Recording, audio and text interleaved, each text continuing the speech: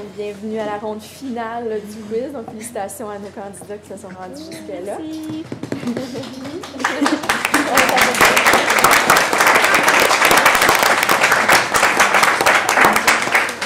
Garantie un donc bravo. Pour confirmer le numéro d'équipe, l'équipe 3 et 1, c'est bon. Langue française, je continue comme ça. Donc, pendant la finale, le but est d'obtenir le plus de points que l'équipe adverse. Le match déterminant pour la première et la deuxième position. Donc, on rappelle qu'il est interdit d'appuyer sur le témoin avant que l'animateur ait débuté la lecture de la question. Tous les membres de l'équipe peuvent répondre. La première réponse entendue sera retenue. Les participants peuvent se consulter avant de répondre. Une fois le premier mot donné, les participants ne peuvent plus se consulter. Et vous avez 5 secondes pour répondre, 20 questions par quiz, 5 questions supplémentaires en cas d'égalité. Donc, encore une fois, les questions en français seront écrites en haut. On va tester les témoins, s'il vous plaît.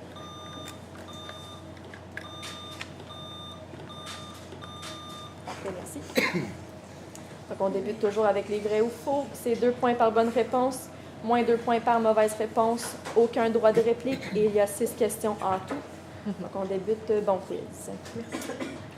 Donc, vrai ou faux, un syndicat est un groupe de salariés à l'égard duquel une association de salariés détient le monopole de représentation. Droit de... Faux.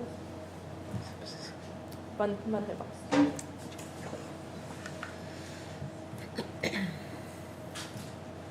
Vrai ou faux, les jurons l'utilisation de noms peu flatteurs et la dissimulation de renseignements essentiels sont... Votre parole? Vrai. Bonne réponse.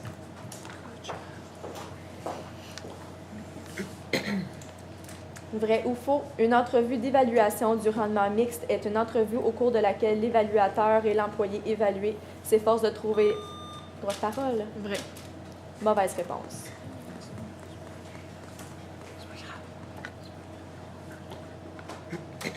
Vrai ou faux, la gestion des carrières dans sa vision élargie correspond à la gestion des mouvements de main-d'œuvre dans l'organisation, depuis l'entrée des personnes jusqu'à leur départ. Droit de parole? Vrai. Bonne réponse.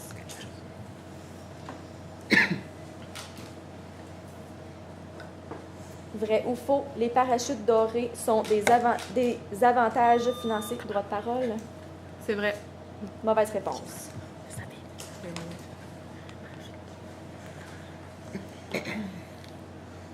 Vrai ou faux, le formulaire de demande d'emploi est destiné à recueillir des renseignements portant sur les réalisations, les intérêts.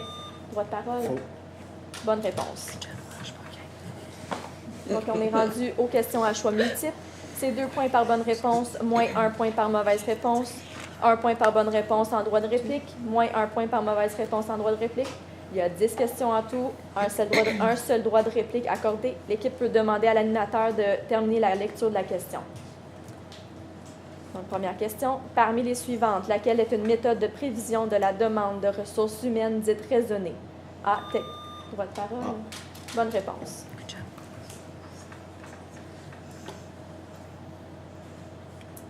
Quelle séquence des étapes du processus de développement des compétences est juste? A. Analyse des besoins en fonction des objectifs organisationnels, choix de techniques de formation, élaboration des outils d'évaluation. B. Définition des objectifs du programme, évaluation de la formation, conduite des activités. C. Définition des critères d'évaluation, analyse des besoins liés aux tâches, conduite des activités. Ou D. Choix des techniques de formation, détermination des objectifs, évaluation du transfert des connaissances.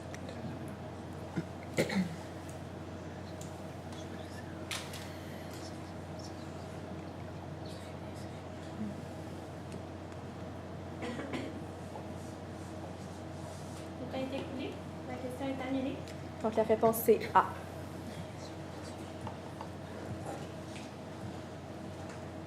Laquelle parmi les suivantes n'est pas une assise théorique de la gestion de la diversité? A. Théorie de l'identité sociale et du droit de parole? B. Bonne réponse.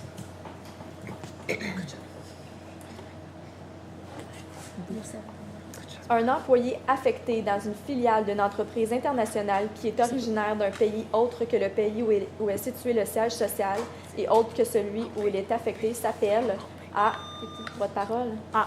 Mauvaise réponse, droit de réplique? Un autre pays autre que... OK. C. Ah. La réponse, c'est B, un résident d'un pays tiers. Merci.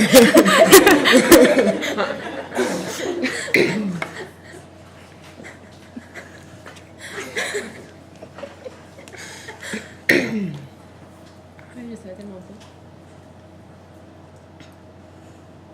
Lorsqu'une entreprise révise l'ensemble des tâches et des responsabilités associées à un poste en vue de les réduire, de les élargir, droit de parole, B. Bonne réponse. Je savais pas.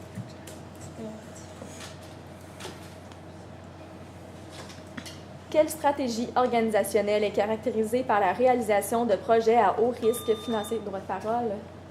A. Bonne réponse. Quelle action une entreprise s'opposant à la syndicalisation de ses employés peuvent-elles légalement poser? A. Promettre une augmentation de salaire s'il n'y a pas de syndicalisation. B. Accorder une augmentation de salaire qui n'était pas planifiée. C. Interdire la distribution de documentation syndicale sur les lieux du travail pendant les heures du travail. Droit de parole? C. Bonne réponse.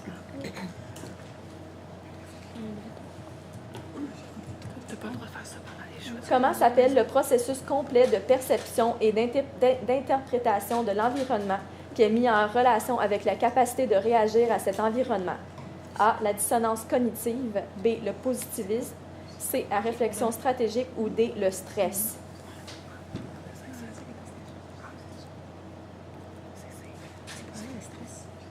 Je peux dire c'est quoi? Je pense que c'est le stress. C'est vraiment logique. Oui, c'est tout. Le temps est écoulé. La question est annulée. Donc, la réponse était D. Le stress. Quelle méthode d'évaluation du rendement parmi les suivantes fait partie des approches axées sur les résultats? A. Droit de réponse? A. Mauvaise réponse. Droit de réponse. C'est B. Bonne réponse.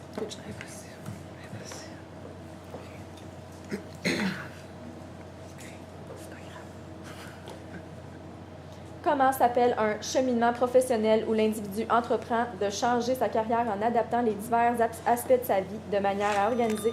B. Bonne réponse.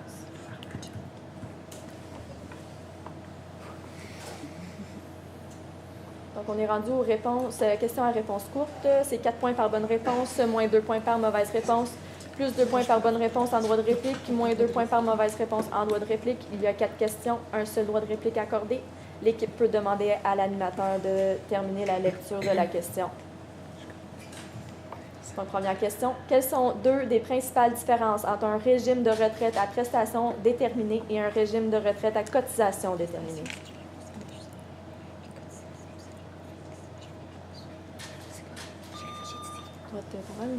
Donc, dans un régime de retraite à prestations déterminées, en fait, le montant qui va être défini à la base, dans le fond, le montant qui va être remis après la retraite va être défini à la base, alors que pour la cotisation, ça va être le montant versé par l'employé au régime. Puis, dans le premier, en fait, dans le prestation déterminée, ça va être fait à l'aide de calculs actuariels. Puis, dans le système de retraite à cotisation déterminée, ça va être fait avec l'analyse des besoins.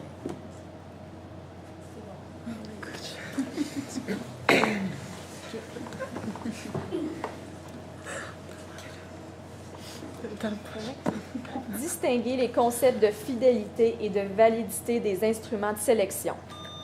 Votre parole. La fidélité fait en sorte ou vérifie si les résultats sont constants à travers le temps, tandis que la validité mesure si les résultats sont précis ou pour la sélection. Droit de réplique.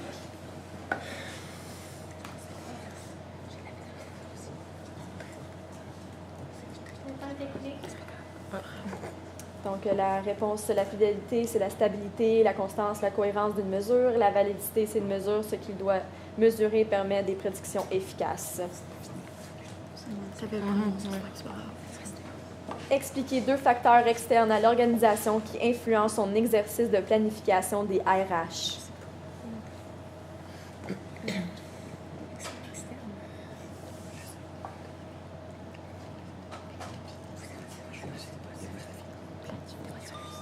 Tour de parole. Et le secteur économique, ben, le secteur d'activité économique, puis la démographie.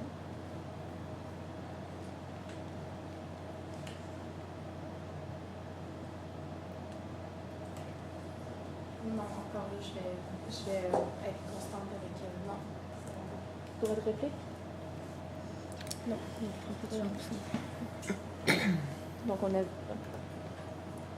Donc, on avait l'économie, la composition du marché du travail, le système de valeurs sociales et le cadre juridique en vigueur. Nommer un avantage et un désavantage de la formation sur les lieux de travail pendant l'horaire normal.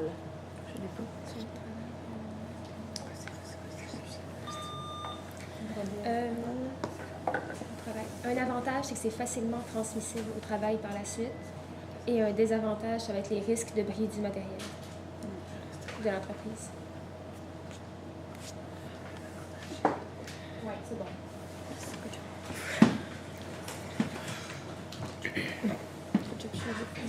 Donc, c'est également la question qui complète le quiz. Le résultat ne sera pas dévoilé maintenant, donc on vous souhaite plus félicitations puis au